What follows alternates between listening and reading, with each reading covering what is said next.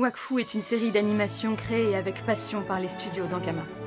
On y découvre Yugo, enfant d'un peuple disparu confié à un gentil aubergiste. Ce dernier va l'élever comme son fils, jusqu'au jour où le petit garçon révélera des pouvoirs magiques mystérieux. Mais surtout très cool. Très vite, Yugo rencontre de précieux alliés qui ne tarderont pas à devenir de fidèles amis. Tristepin, le chevalier au grand cœur, mais au petit cerveau. Évangeline, l'archère au caractère aussi tendu que son arc. Amalia, une princesse en quête d'aventure, ainsi que Ruel, aussi vieux que pingre.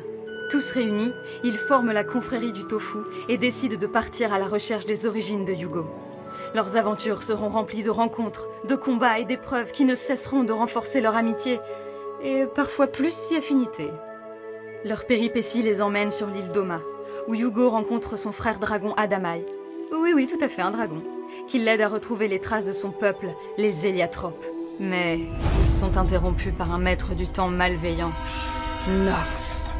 Nox détient l'Héliacube, un artefact héliatrope utilisé pour absorber le Wakfu qui n'est autre que l'énergie vitale du monde. Rien que ça.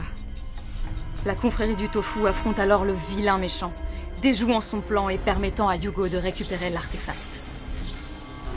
En activant l'Héliacube, Yugo et Adamai, son frère dragon, vous suivez, libèrent accidentellement un dénommé Kilby, le prétendu roi du peuple héliatrope.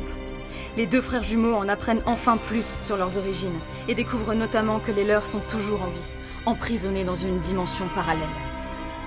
Alors que Yugo et ses compagnons sont sur le point de repartir à l'aventure, Kilby révèle son vrai visage. Il s'empare de l'Héliacube pour mettre en œuvre son plan diabolique, détruire le monde.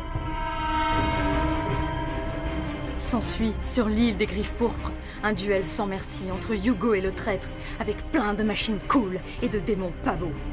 Cette bataille les entraîne dans la dimension où se trouve le peuple héliatrope. Yugo parvient à vaincre Kilby et l'emprisonne dans la dimension blanche.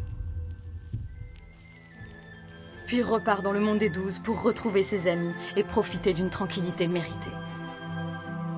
Dans ce climat apaisé, Évangeline et Tristepin ont fondé une famille. Ils n'ont pas perdu de temps, ceux-là. Tandis qu'Amalia assume son rôle de princesse au royaume Sadida, Yugo, lui, aide son père adoptif à tenir l'auberge en compagnie d'Adamai. Mais la paix est de courte durée, encore perturbée par une ancienne menace du nom d'Ogrest qui inonde le monde de ses larmes. La confrérie se réunit et se met en quête des 6 Dofus Héliatropes, des œufs de dragon super puissants, afin d'arrêter le monstre. Malgré l'avertissement d'Adamai concernant le pouvoir de ses œufs, Yugo veut utiliser les Dofus Héliatropes afin d'aider Tristepin parti combattre Ogrest. Les deux frères s'affrontent alors, Yugo réussissant à arracher les Dofus des mains d'Adamai. Yugo parvient à décupler sa puissance en activant les Dofus Héliatropes et fonce aider Tristepin. Avec l'aide d'Otomai, Yugo et Tristepin se battent contre Ogrest au cours d'un combat titanesque.